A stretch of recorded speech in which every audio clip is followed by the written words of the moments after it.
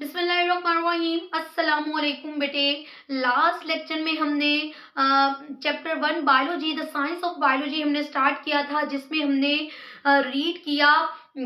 उसका जो हमने जो एग्जांपल स्टार्ट की हुई थी वो क्या थी, how malaria gets into the blood of a man या फिर अ ह्यूमन।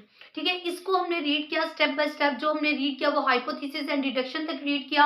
अब उसका जो लास्ट स्टेप था कि कौन से मॉस्किटो ने बाइट किया, या एक मॉस्किटो ने जब एक पर्सन को बाइट किया, या पर्सन को बाइट करने के बाद उसके अंदर से अंदर किस तरह, या उसके स्टमक के अंदर किस तरह उसने मल्टीप्लाई किया, उस चीज को हम आज रीड करेंगे। ओके, अब जो लास्ट इसका स्टेप था वो हमारे पास बेसिकली क्या, एक्सपेरिमेंट एंड रिजल्ट। अब जो एक्सपेरिमेंट जिस बंदे ने किए वो था हमारे पास 1880 सेंचुरी के अंदर एक रोनाल्ड रोस, एक पर्सन था जो इंडिया से बिलोंग करता था, जिसने इस चीज पे एक्सपेरिमेंट किए कि किस तरीके से एक जो है मलेरियल पेशेंट को बाइट करते हैं, एक हमारे पास मॉस्किटो, और फिर किस तरह से वो दूसरे पर्सन को बाइट करेगा और उसे किस तरह से मलेरिया होगा।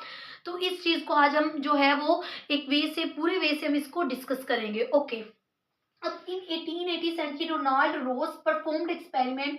इस बंदे ने एक्सपेरिमेंट किया, इसने एक फीमेल मॉस्किटो को, जिसका नेम हमारे पास क्या था, एनोफिल्स मॉस्किटो, उसको ये अलाउ किया कि वो बाइट करे एक मलेरियल पेशेंट को।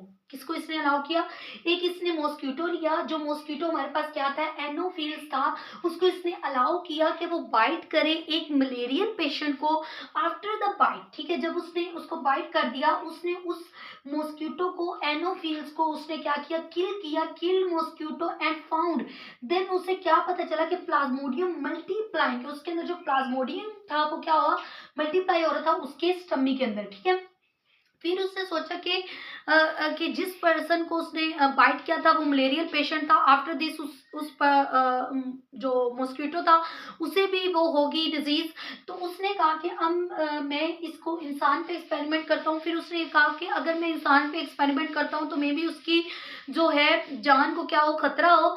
तो उसने इस चीज को सोचते हुए उसने सबसे पहले एक स्पैरो पे एक्सपेरिमेंट किया। वो जो स्पैरो थी उसने एक्सपेरिमेंट स्पैरो पे किया। अलाउड फीमेल क्यूलेक्स, उसने एक मच्छर लिया जो क्या था, फीमेल क्यूलेक्स था, टू कट द स्पैरो के। वो किसको कट करे, एक स्पैरो को कट करे। जब उसने स्पैरो को कट किया, जब उसने स्पैरो को कट किया तो उसके अंदर भी, उसके स्टमक के अंदर भी प्लाज्मोडियम मल्टीप्लाइंग होने लगा, और फाइनली उसको भी क्या हो गया, मलेरिया हो गया।